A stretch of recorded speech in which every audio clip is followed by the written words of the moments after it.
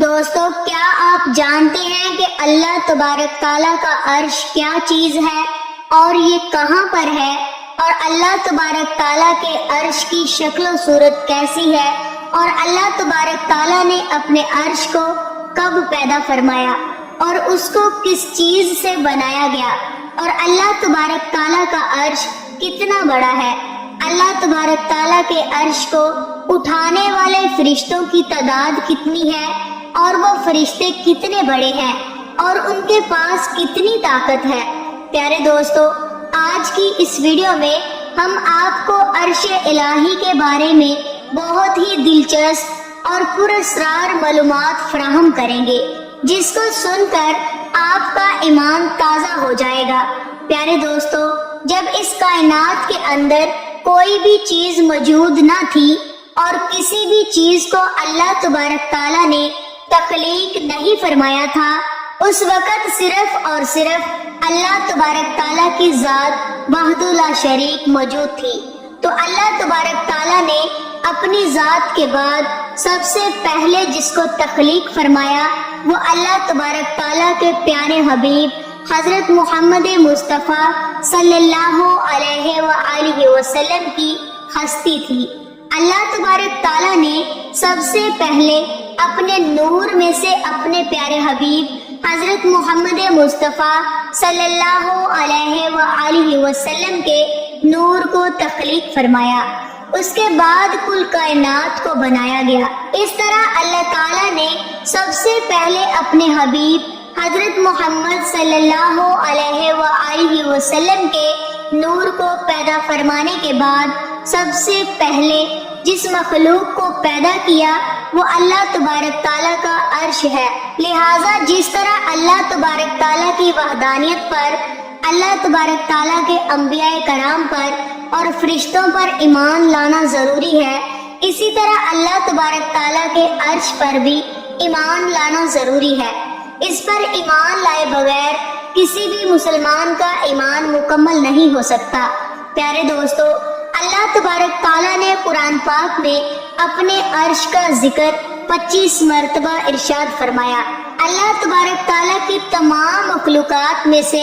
سب سے بڑی مخلوق اللہ تبارک تعالیٰ کا عرش ہے، اس سے بڑی کوئی بھی مخلوق نہیں، پھر چاہے وہ زمین و آسمان، سورج، چاند، ستارے اور فرشتے ہی کیوں نہ ہو۔ عرش الہی اللہ تعالیٰ کی وہ مخلوق ہے جو سائز کے اعتبار سے سب سے زیادہ بڑی ہے۔ جیسا کہ روایات میں آتا ہے کہ ایک مرتبہ حضرت ابو ذر غفاری رضی اللہ تعالی عنہ نے حضور اکرم صلی اللہ علیہ وآلہ وسلم سے عرش اور کرسی کے بارے میں پوچھا، تو حضور پاک صلی اللہ علیہ وآلہ وسلم نے ارشاد فرمایا کہ اللہ کی کرسی کے مقابلے میں ساتوں زمین و آسمان ایسے ہیں جیسا کہ ایک بہت بڑے بیابان جنگل کے اندر ایک چھوٹا سا کپڑا پڑا ہو، اور اسی طرح اللہ تبارک تعالیٰ کا عرش کرسی سے اتنا بڑا ہے جتنا کہ کرسی زمین و آسمان سے بڑی ہے۔ پیارے دوستو، اللہ تبارک تعالیٰ کا عرش کتنا بڑا ہے اس کا اندازہ اس بات سے لگایا جا سکتا ہے کہ اللہ تبارک تعالیٰ کے عرش کے سامنے ساتوں زمین و آسمان اور اللہ تعالیٰ کی کرسی اس طرح ہے جس طرح کہ ایک نقطہ ہو۔ اور ایک دوسری روایات کے اندر حضرت محمد صلی اللہ علیہ وآلہ وسلم نے ارشاد فرمایا کہ اللہ تبارک تعالیٰ کا عرش اتنا بڑا ہے کہ اس کی حقیقت صرف اللہ تعالیٰ ہی جانتا ہے، اس کے علاوہ کسی کو بھی اس کا علم نہیں۔ پیارے دوستو، اللہ تبارک تعالیٰ کے عرش کی شکل و صورت کیسی ہے تو اس کے بارے میں روایات میں آتا ہے کہ حضرت محمد صلی اللہ علیہ وآلہ وسلم نے ارشاد فرمایا کہ عرش ساتوں آسمان سے اوپر ہے اور اس کی شکل گنبد کی طرح ہے۔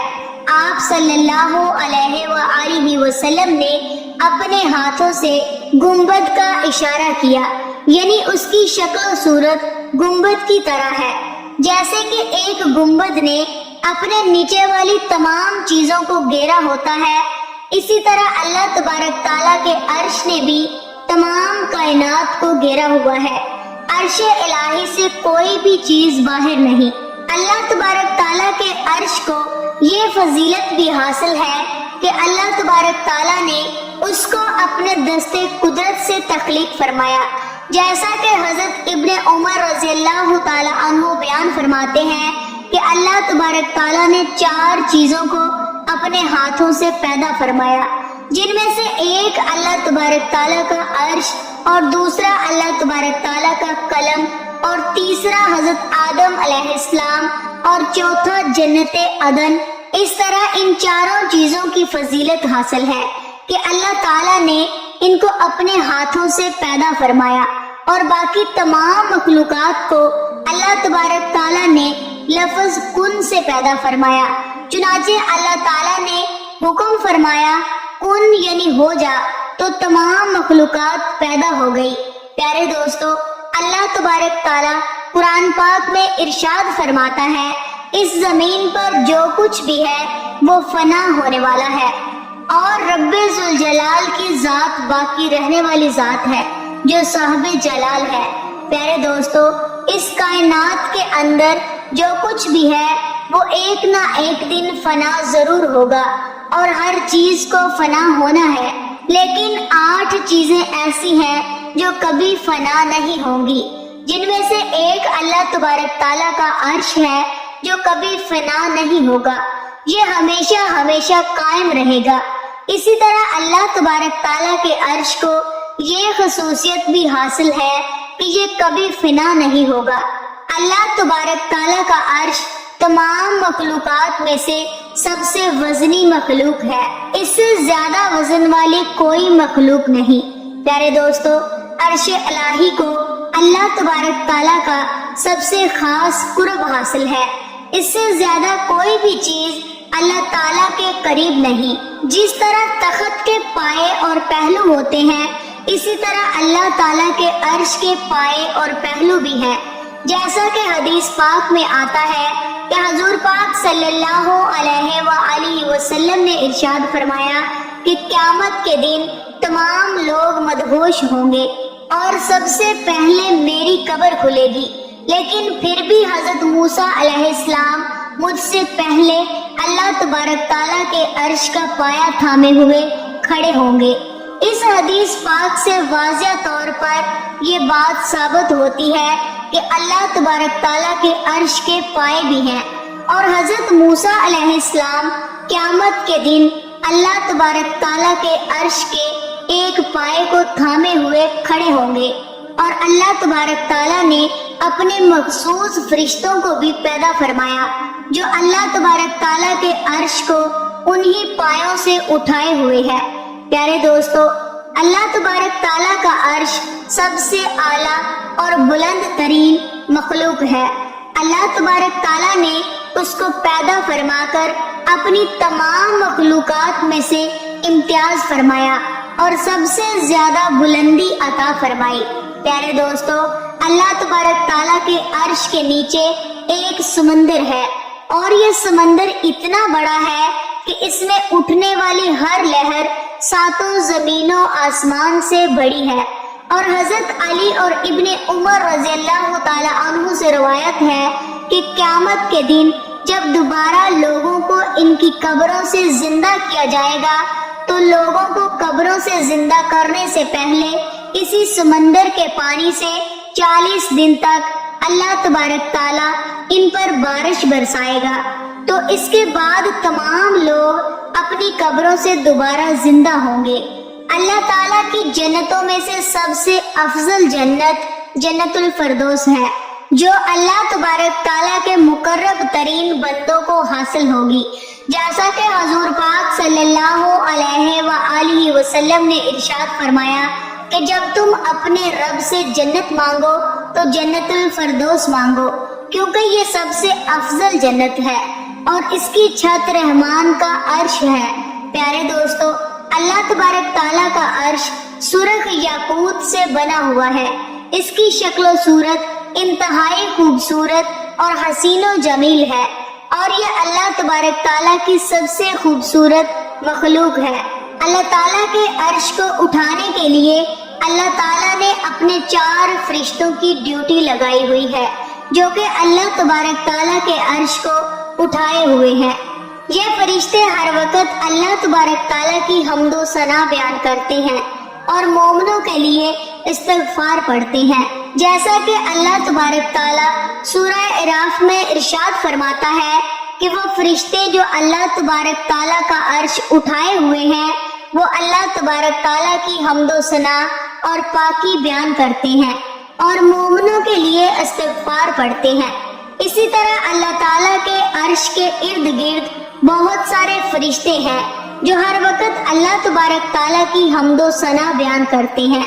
اور اس کی پاکی بیان کرتے ہیں، جیسا کہ اللہ تبارک تعالیٰ قرآن پاک میں ارشاد فرماتا ہے کہ تو دیکھے گا کہ عرش کے ارد گرد گھیرا ڈالے ہوئے فرشتے اللہ تبارک تعالیٰ کی حمد و ثنا پڑھتے ہیں۔ پیارے دوستو، اللہ تبارک تعالیٰ کا عرش اٹھانے والے فرشتے اتنے بڑے ہیں کہ اگر 7 سمندروں کا پانی ان کے انگوٹھے کے ناخن میں رکھ دیا جائے تو ایک قطرہ بھی نیچے نہ گرے، جیسا کہ ان فرشتوں کے متعلق حضور پاک صلی اللہ علیہ وآلہ وسلم نے ارشاد فرمایا کہ اللہ تبارک تعالیٰ کا عرش اٹھائے ہوئے فرشتوں میں سے ایک فرشتہ ایسا ہے کہ اس کے کان کی لو سے کندھے تک کا فاصلہ 700 سال کا ہے۔ پیارے دوستو، اس حدیث پاک سے بخوبی اندازہ لگایا جا سکتا ہے کہ جب اس فرشتے کی کان کی لو سے کندھے تک کا فاصلہ اتنا زیادہ ہے تو یہ فرشتہ خود کتنا بڑا ہوگا، اور جب یہ فرشتہ خود اتنا بڑا ہے تو اللہ تبارک تعالیٰ کا عرش کتنا بڑا ہوگا جس کو 4 فرشتے اٹھائے ہوئے ہیں۔ اللہ تبارک تعالیٰ کی پاکیزہ ذات وہ ذات ہے جو سمجھ میں بالا تر ہے۔ پیارے دوستو، جب اللہ تبارک تعالیٰ کا عرش اتنا بڑا ہے تو اللہ تبارک تعالیٰ کی ذات کتنی بڑی ہوگی یہ اللہ تبارک تعالیٰ ہی جانتا ہے۔ اللہ تعالیٰ سے دعا ہے کہ اللہ پاک ہم سب کو